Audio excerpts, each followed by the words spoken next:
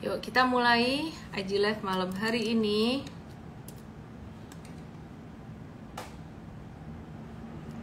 Kita start dari IHSG dulu. Dan judul malam hari ini tuh PPN gratis 100% itu untuk properti yang sampai 5 miliar ya, gimana prospeknya untuk saham properti. Tapi sebelumnya kita mau bahas dulu lah ya dari IHSG hari ini tuh kabarnya gimana.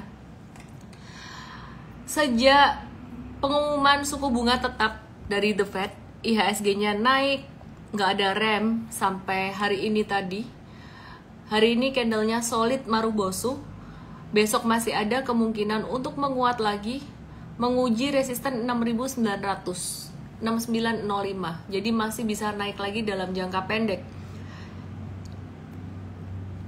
Aku perhatikan di bulan November ini, awal November kemarin sudah mencapai level bottomnya. Jadi kemungkinan besar market itu nggak akan turun sampai 6640 atau 6642 lagi. Jadi bottom market di bulan Oktober meleset dikit di bulan November. Kemungkinan besar bulan November akan ditutup hijau. Kenapa? Karena di awalnya benar-benar di bottom seperti ini. Meskipun demikian, hijaunya bukan berarti setiap hari naik terus. Nanti path-nya di bulan November itu kira-kira akan seperti ini. Ini naik dikit, terus kemudian turun, tapi turunnya tidak akan sedalam di November awal atau di Oktober akhir kemarin. Perkiraan turunnya akan tertahan di 6760. Jadi sekarang kondisinya sudah lebih baik dibandingkan dengan bulan Oktober kemarin. Dan perkiraan aku rally terjadi di pekan ketiga November ini udah maju. Dimana itu lebih bagus dong daripada ekspektasi, daripada perkiraan gitu. Nah, ini IHSG naik udah 3 hari berturut-turut. Demikian pula dengan beberapa saham berkapitalisasi besar seperti contohnya saham big banks dan juga saham teknologi. Nah, ini ada BBRI. BBRI udah naik 3-4 hari berturut-turut membentuk V-shape recovery di sini. Dia bakalan bisa naik lagi besok sampai sekitaran 5.300. Kongres yang sempat buy on weakness di bawah, tapi kalau yang enggak pun yang hold nggak apa-apa. Dan untuk yang investing, beberapa hari kemarin mungkin udah sempat beli, tapi kalau belum, tunggu aja, pasti akan ada retracement. Demikian juga untuk BBCA. BBCA akan ada retracement kemungkinan sampai 8.900. Ada nggak di sini yang nyesel? Boleh deh ditulis di sini. Aduh nyesel nih, nggak beli pas jatuh kemarin. Harusnya pas makin jatuh makin dibeli. Kabarnya BCA gimana? Ini BCA pas banget di resistennya. Gambarnya mirip banget kayak gambar IHSG. Chart IHSG itu kayak gini.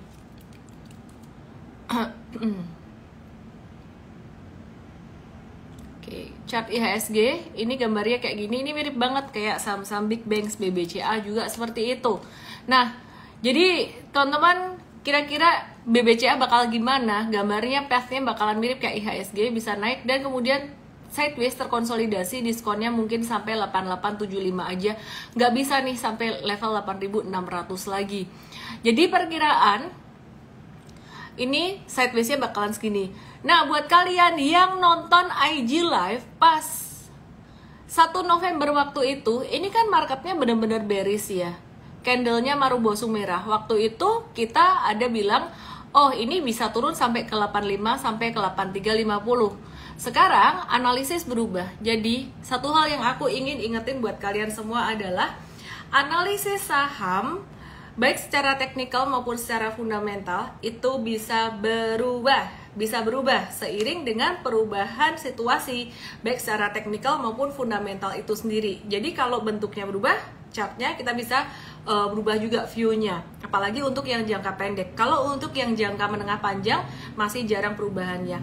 Hal ini sangat wajar sekali. Anggap aja seperti kamu lagi pakai Google Map. Google Map bilang, oke, lewat sini nih kalau mau pergi ke Tamrin misalnya, dari BSD mau ke Tamrin lewat sini. Tapi kemudian di tengah jalan ada satu dan lain hal, misalnya karena ada macet, entah kendaraan macet atau ada kecelakaan atau ada pohon tumbang, jalan yang tadinya hijau itu jadi merah, sehingga kamu harus putar arah. Demikian juga mindsetnya ketika kita melakukan analisis, baik teknikal maupun fundamental. Kalau ada perubahan, maka kita akan update perubahannya. Jadi kalau kamu mau trading jangka pendek, kamu harus keep update terus gitu. Nah, ada yang bilang, artinya nggak ada yang tahu pasti market. Baca laporan keuangan prospek bagus, tapi belum tentu sahamnya naik. Itu benar banget. Maka dari itu kita mesti combine fundamental dan juga technical. Cuman kalau jangka panjang, fundamental itu sangat matters banget. Jangka pendeknya kita pakai triggernya secara technical. Artinya gimana? Biasanya saham-saham yang bagus untuk jangka panjang, meskipun kita sudah lihat secara valuasinya juga, valuasinya murah, kita tetap triggernya pakai technical, sebab kadang-kadang saham yang valuasinya murah masih bisa keseret turun ke bawah. Nah, ini satu insight yang bagus banget nih. Terus, lanjut ya. Tadi kita udah bahas BRI, BMRI, BBCA. Sekarang kita bahas BBNI. BBNI gimana kabarnya nih BBNI? BBNI di sini dia juga sama, udah naik selama beberapa hari terakhir. Dia bakalan bisa koreksi atau turun sampai level 4.900-an. Nah, terus dari 4 saham ini mana yang paling menarik? Ya, kalian bisa simpulkan sendiri ya. Yang paling mirip gerakannya dengan IHSG. By the way, teman-teman, tanggal 9 November nanti, catat tanggalnya, aku bakalan nge-live dengan Pak Yahya Setiatmadja. Beliau adalah siapa lagi kalau bukan CEO dari Bank BCA, dan juga Ibu Vera F. Lim. Beliau adalah Direktur Keuangan dari Bank BCA. Oke ya. Nah, terus ini ada yang nanya, pajak kendaraan bakalan naik nggak ya? Ada efek samping ke Astra International? Pastinya akan ada efek sampingnya. Oke, kita akan lihat sektor teknologi. Wah, ini aku tadi sempat ada baca satu konten nih. GoTo seminggu naik 35%, yang cut loss di bawah menangis gitu. Nggak usah dilihat lagi kalau kamu udah cut loss satu saham tuh, nggak usah dilihat lagi. Dan ini kalaupun dia naik sampai, katakanlah ini 35%, kita ukur dari bawah sampai di sini, oh iya loh ini 35 atau 38%. Manfaatkan kenaikannya ini untuk mengurangi saham-saham kamu yang nyangkut secara bertahap. Ya, manfaatkan saham ini, sebenarnya semua saham sih, semua saham yang lagi downtrend. Kalau ada kenaikan seperti ini dimanfaatkan untuk mengurangi posisi secara bertahap. Jadi bukan cuman saham ini aja. Nah, tadi tuh ada satu berita yang bikin GoTo agak-agak keseret turun, yaitu reverse stock split gitu. Tapi berita itu hoax ya, jadi itu berita palsu gitu ya, bukan satu hal yang sebenarnya gitu. Nggak tahu kenapa, ada aja orang bikin-bikin kayak gitu. Mungkin biar harga sahamnya bergerak turun atau gimana. Nah, aku sekalian mau educate nih ya tentang reverse stock split. Reverse stock split itu kebalikan dari stock split. Kalau stock split, satu saham dipecah jadi banyak saham. Jadi kalau kamu punya satu lot saham, misalkan dipecah 1:10, maka kamu akan jadi punya 10 lot saham. Kalau tadinya punya 100 lembar, kamu akan punya 1000 lembar. Nah, tapi nilainya juga dipecah. Kalau tadi satu lembar atau satu lotnya itu, kalau tadinya satu lembarnya misalkan di angka 1000, ketika dipecah jadi 10, maka satu lembarnya jadi 100 rupiah. Jadi nggak usah geblak, nggak usah kaget. Kayak temenku pertama kali mengalami stock split, dia kaget, dikira harga sahamnya jatuh banyak. Oke, nah reverse stock split itu kebalikannya dari stock split. Kalau stock split satu saham dipecah, tapi kalau reverse stock split itu beberapa saham digabungkan. Jadi kalau rasionya 1:10 untuk reverse stock split, satu saham baru itu menyatukan 10 saham lama. Artinya 10 lot itu jadi satu lot. Kalau tadinya 10 lot masing-masing per lembarnya 100 rupiah, maka dia akan punya satu lot dengan per lembarnya 1000 rupiah. Jadi sebenarnya nilai atau value-nya tuh masih sama. Bedanya apa? Efek secara psikologis. Kalau stock split itu artinya perusahaan itu harga sahamnya naik signifikan, dan dia tuh memberikan satu peluang buat teman-teman yang mau beli supaya dapat harga lebih murah, maka dilakukan stock split untuk menambah likuiditas. Artinya, perusahaan yang melakukan stock split ini harga sahamnya naik tinggi sehingga dia cenderung premium, disukai oleh investor. Nah, biasanya untuk perusahaan yang melakukan reverse stock split adalah perusahaan yang harga sahamnya turun terus di reverse supaya kelihatannya naik. Hati-hati dengan perusahaan yang melakukan reverse stock split. Karena kalau udah reverse stock split bukannya naik tapi dia akan lanjut turun terus. Jadi kalau misalkan udah deket gocap di reverse stock split kelihatan naik malah turun lagi, maka nilai sebenarnya pas dia turun itu bisa jadi malah di bawah gocap yang sebelumnya. Maka dari itu tadi ketika ada berita palsu atau hoax tentang go to reverse stock split, harga sahamnya langsung turun karena orang-orang yang paham tentang reverse stock split ini artinya nggak bagus. Tapi ternyata berita itu langsung diklarifikasi dan dibantah. Oke.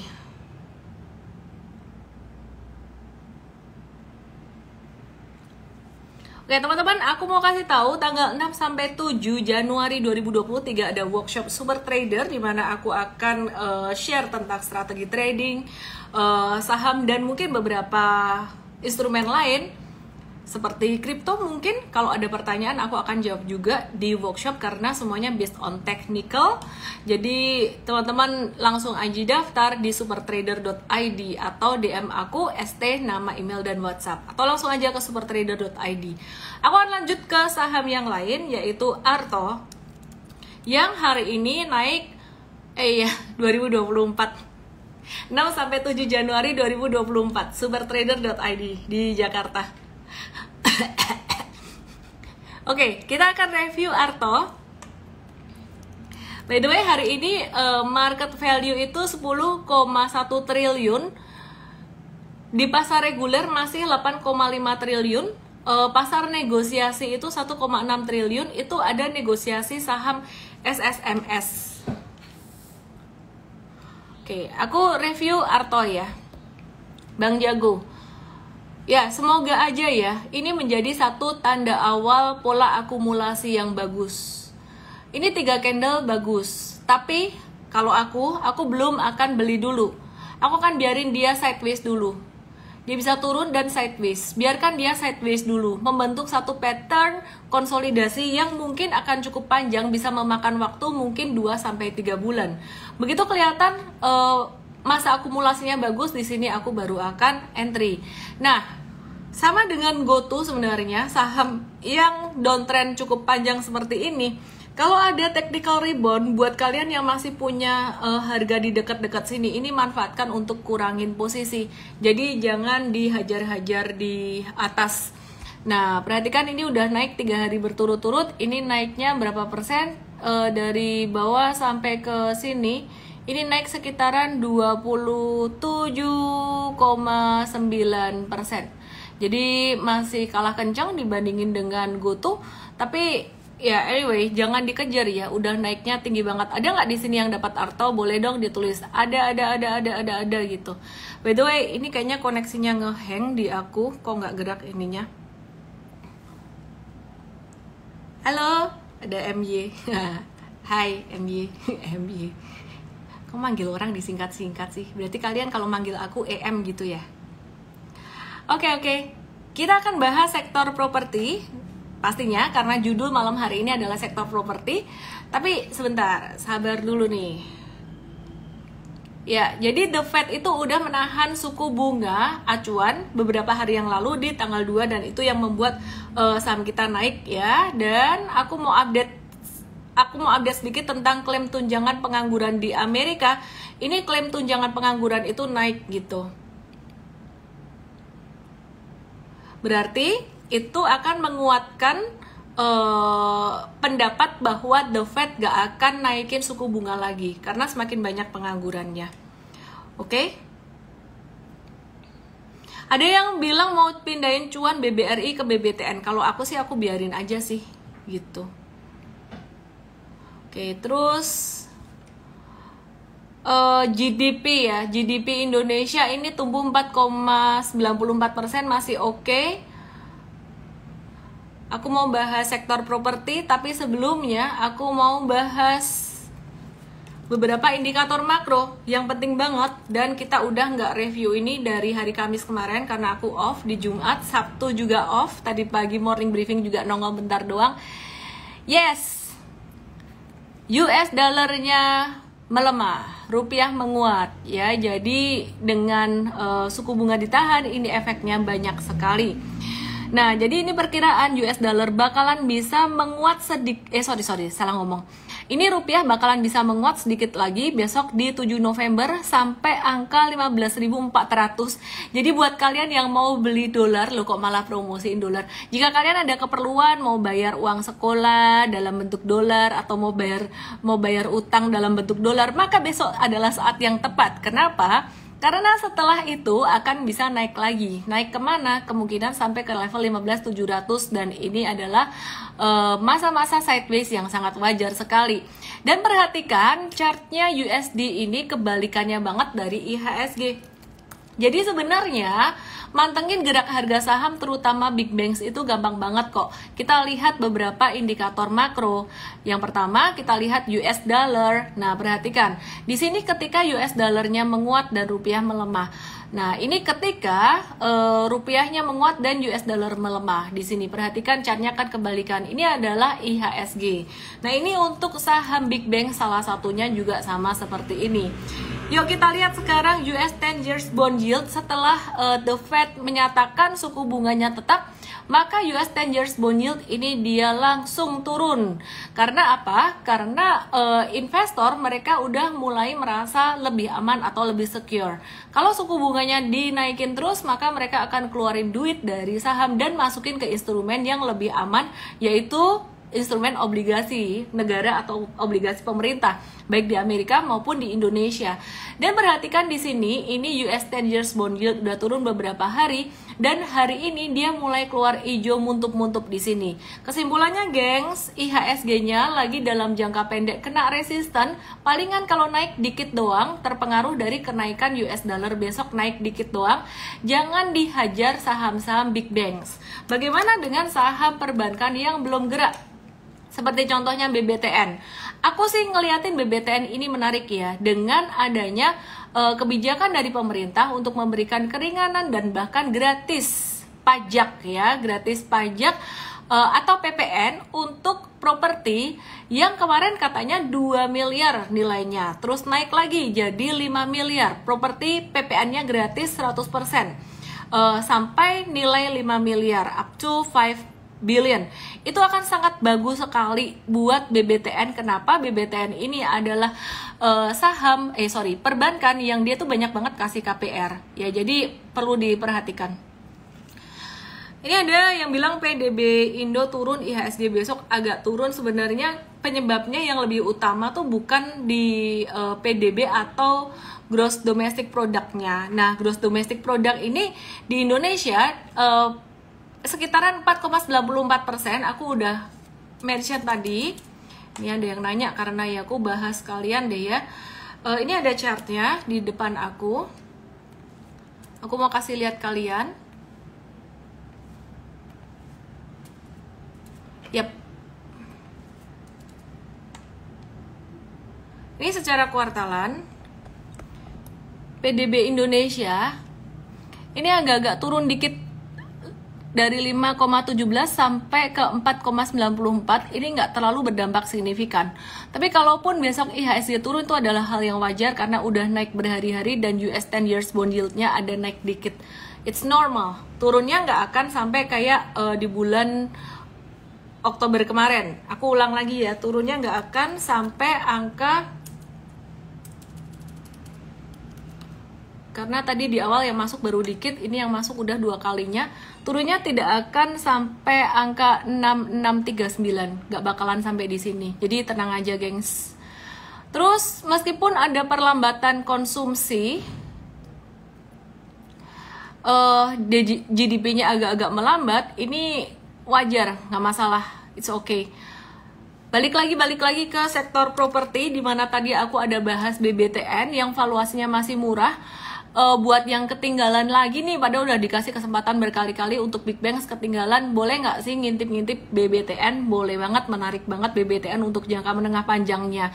Aku di IG Live, aku akan mention untuk jangka menengah lebih banyak saat ini, karena jangka pendeknya masih agak-agak choppy, dan jangka pendeknya masih akan lebih banyak dibahas di M-Trade, di Morning Briefing M-Trade, dan juga di Stock Pick M-Trade. Pastinya lebih ke Morning Briefing M-Trade ya untuk pembahasan. Oke, sekarang kita akan review beberapa saham dari sektor properti. Yang pertama, melalui program masih potensi ya, memberikan pemerintah melalui Menteri Keuangan ini memberikan subsidi berupa PPN gratis 100% ke rumah yang dijual dengan harga maksimal 5 miliar. Tapi PPN yang di DTP-kan hanya sampai 2 miliar gitu. Artinya untuk harga rumah di atas 2-5 miliar itu masih membayar PPN-nya tuh seperti semula, tapi sampai dengan 2 miliar itu ditanggung pemerintah. Jadi yang 2-5 miliar, di atas 2 miliar ini masih agak-agak, menurut aku sih masih agak-agak blur gitulah, banyak notasinya, banyak notes-notesnya kalau mau digratisin gitu. Oke, kita lihat ya, emiten apa yang punya properti, punya dagangan, dan paling diuntungkan. Oke, kita lihat yang pertama SMRA atau Summarecon. Summarecon tuh sepanjang 9 bulan pertama 2023, segmen rumahnya tuh 83% berasal dari rumah, dengan rentang harga sekitaran 1-5 miliar. Maka SMRA atau Summarecon ini dia berpotensi diuntungkan. Nah, ini adalah saham Summarecon. Ketika suku bunga kemarin ditahan, Summarecon juga terdampak positif dan dia naik. Biarin aja dulu, ini udah naik tinggi, dia akan terkoreksi atau turun kemungkinan sampai level 540 atau sampai level 560 di sini. Jadi kalau dia turun sampai ke sini dan dia mantul lagi, dia akan membentuk pattern inverse head and shoulders. Jadi ditunggu aja sekitaran 560.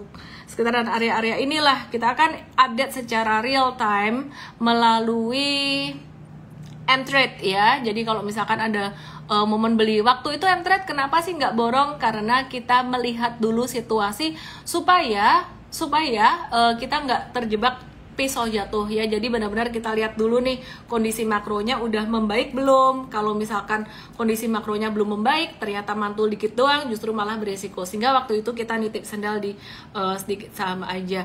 Oke, aku mau update tentang satu video YouTube aku di youtube.com/mtrade_id atau just cari aja YouTube Ellen May.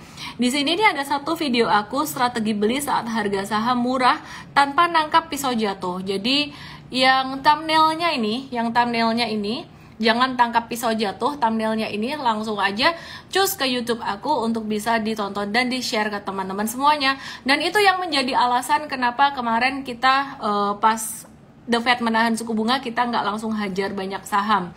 Jadi ketika trading kita harus belajar bagaimana caranya supaya kita bisa bertahan juga, jangan gegabah. Oke, yang kedua aku mau bahas saham properti yang diuntungkan dari kemungkinan adanya gratis PPN 100% sampai properti senilai 5 miliar. Tapi yang udah pasti itu yang 2 miliar. Yang diuntungkan ada Pewon ini meskipun dia agak-agak kurang mendapat pengaruh sesignifikan SMRA, dia juga ada diuntungkan di situ. Terus kita akan lihat sentimennya gimana.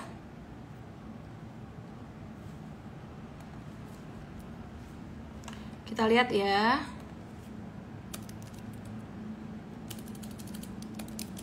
Ya, jadi Pewon ini dia udah naik lumayan signifikan beberapa hari terakhir dan berpotensi kena resistennya di area 434. Dia berpotensi kena resisten di area 434 ya untuk Pewon. Nah, terus view-nya gimana sih Pewon ini? Kalau buat aku sih Pewon ini dia menarik untuk jangka panjang.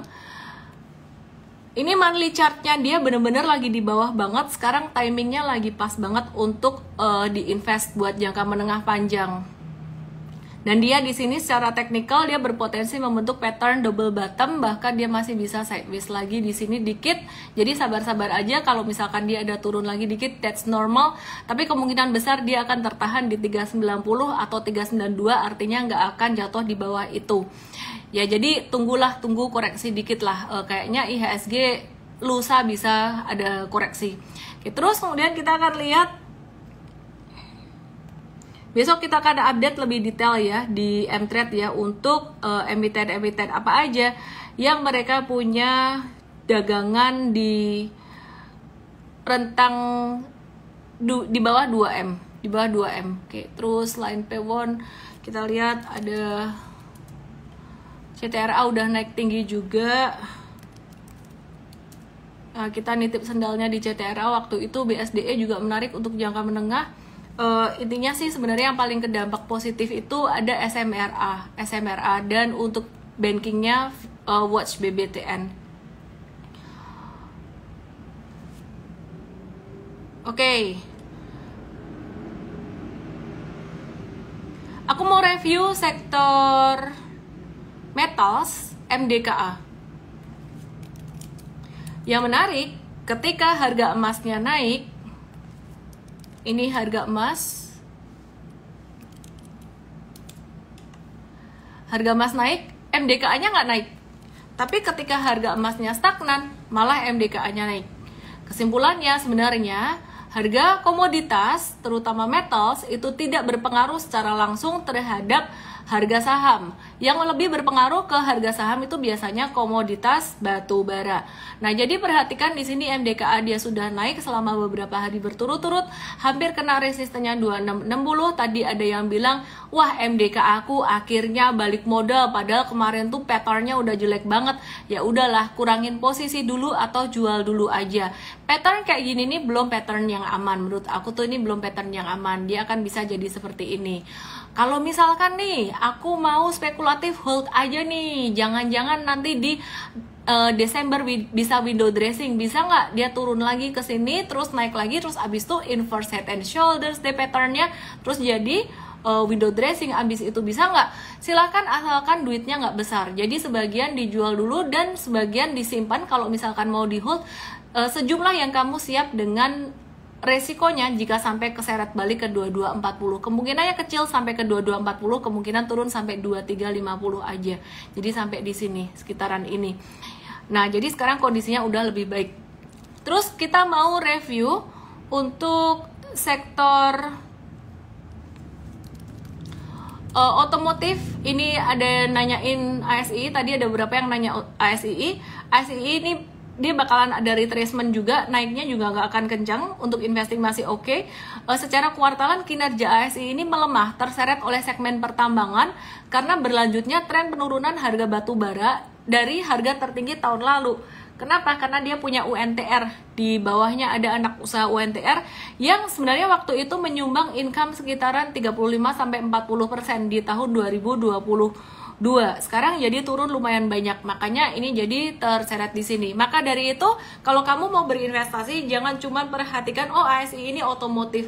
ASI Indofood adalah perusahaan konglomerasi. Jadi di dalamnya tuh ada sektor komoditas juga yang bikin saham ini juga jadi cyclical.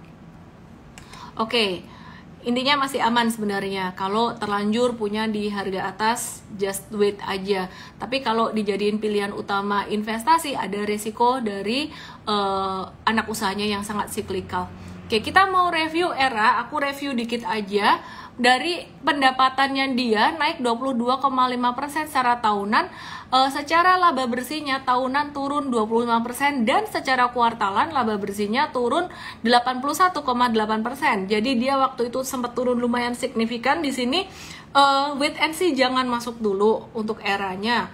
Tunggu di akhir tahun biasanya akan lebih baik gitu. Kalau misalkan mau buy on weakness sekarang gimana? Jangan-jangan di akhir tahun lebih baik. Kalau aku sih nggak mau, ini termasuk yang nangkep pisau jatuh.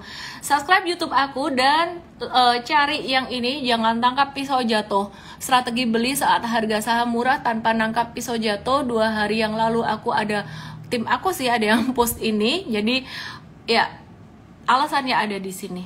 Oke, terus kemudian Kalbe Pharma ini termasuk yang cukup bertahan emiten ini, dan secara monthly chart dia masih di area yang support banget untuk investing. Secara teknikalnya oke, meskipun valuasinya udah agak-agak mehong.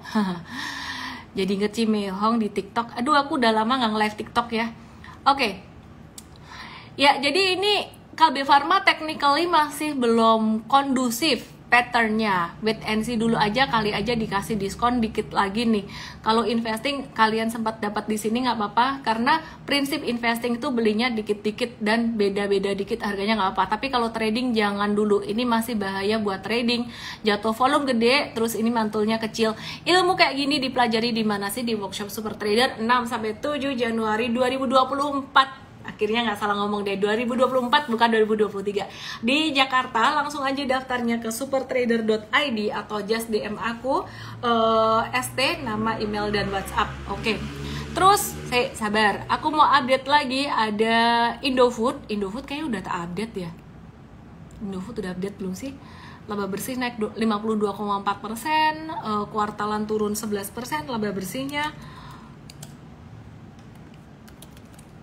Indofood juga wait and see dulu, buat trader jangan dulu, jatuhnya masih lumayan signifikan. Indofood wait and see dulu. Adaro, mari kita lihat Adaro kabarnya gimana. Adaro mantul dikit, biarin dulu. Laba bersihnya turun 36% year on year, dan aku mau ngomong ini sangat wajar sekali, bukan berarti perusahaan ini jelek. Semua perusahaan pertambangan batu bara laba bersihnya turun di 2023, dan pembagian dividen di 2024 bakalan jadi lebih sedikit dibandingkan dengan tahun 2022 yang dibagikan di 2023. Kenapa?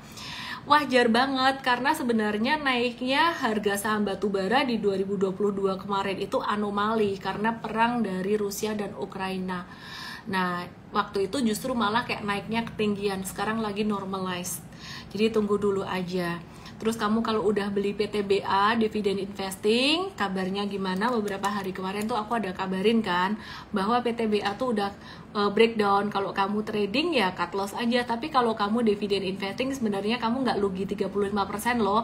Mungkin kamu stres lihat di portfolio kamu ruginya 35-40%, tapi sebenarnya tidak seperti itu. Kerugiannya mungkin di sini 5-10%-an. Nah, jadi kalau kamu nggak siap mental mau cut loss silakan aja, tapi kalau udah niatnya mau dividen investing dan kemarin udah dapat dividen 28% yieldnya, tahun 2024 kamu masih bisa dapat setidaknya satu digit dan masih lebih tinggi daripada bunga deposito, masih lebih tinggi daripada imbal hasil obligasi. Effendi Liu Chuduan, Ukraina Rusia perang cool naik, Israel Palestina perang apa naik? Enggak, kalau Israel Palestina ini lebih ke oil yang berfluktuasi. Karena kalau kemarin yang Rusia Ukraina itu kan ada larangan ekspor gitu. Jadi supply-nya batu bara juga sangat sedikit sekali, dan sedangkan batu bara itu sangat dibutuhkan di negara-negara 4 musim, terutama lagi musim dingin. Sekarang juga lagi musim dingin, tapi nggak serta-merta batu bara langsung naik sih. Kenapa? Ya karena harganya udah normalize. Kira-kira seperti itu yang saya mau sampaikan semuanya. Ciciku, ya Pak adikku. Oke deh, thank you semuanya yang udah nonton IG Live malam hari ini. Aku senang banget kalian rajin nonton live aku. Udah hampir 2000-an, sekarang udah mulai rutin hampir 2000-an orang yang nonton. Mungkin karena para nyangkuters udah mulai nggak nyangkut lagi. Jangan lupa subscribe YouTube aku, YouTube Ellen May, dan tonton video yang aku kasih tadi, itu daging wagyu dan cuma 15 menit, jadi nggak makan waktu yang lama.